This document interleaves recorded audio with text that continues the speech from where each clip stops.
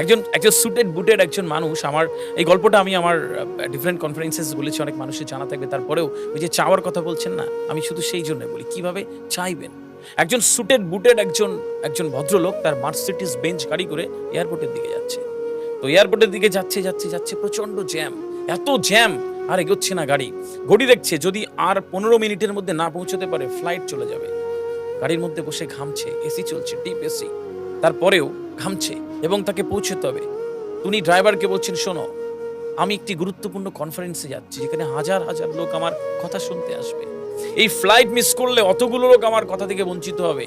তুমি এক কাজ করো, গাড়ি নিয়ে বাড়ি চলে যাও, আমার গ্যারেজে ঢুকিয়ে দেবে।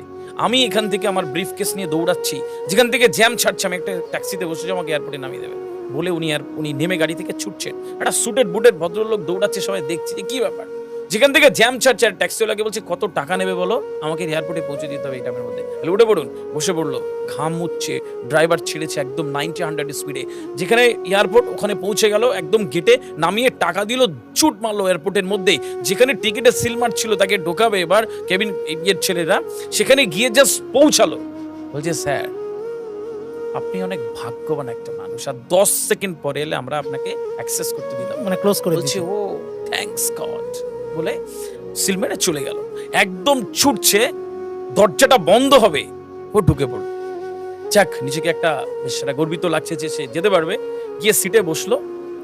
পেছন থেকে একটা কল এলো যে সম্মানিত যাত্রীগণকে অনুরোধ করা হচ্ছে আপনারা সিট বেল্ট বেঁধে নিন, আমরা এবার টেক অফ করবো। ভদ্রলোক ঘামটা মুছে সিট বেল্ট বেঁধে নিয়ে একটু ফ্রেশ হলো, এবার পড়ে নিচ্ছে কি বলবে। ইতিমধ্যে প্লেন টেক অফ শুরু করেছে, প্লেন উড়ে গেল। প্লেন 40-45 মিনিট মতন আকাশে উড়লো, আর উনি দেখে নিচ্ছেন কি পড়বে। 50 মিনিটের মতন একটি সময় প্লেনটা এরকম দুলছে প্লেন।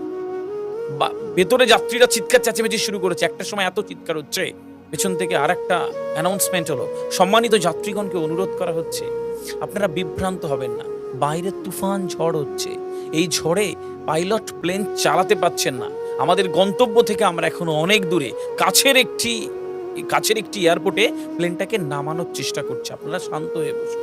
প্লেন দুলছে আস্তে আস্তে, চেষ্টা করছে পাইলট ওটাকে নিচে নামানোর, এবং একদম পিক পয়েন্টে এসে প্লেনটাকে কোনোভাবে এসে নামিয়ে দিল।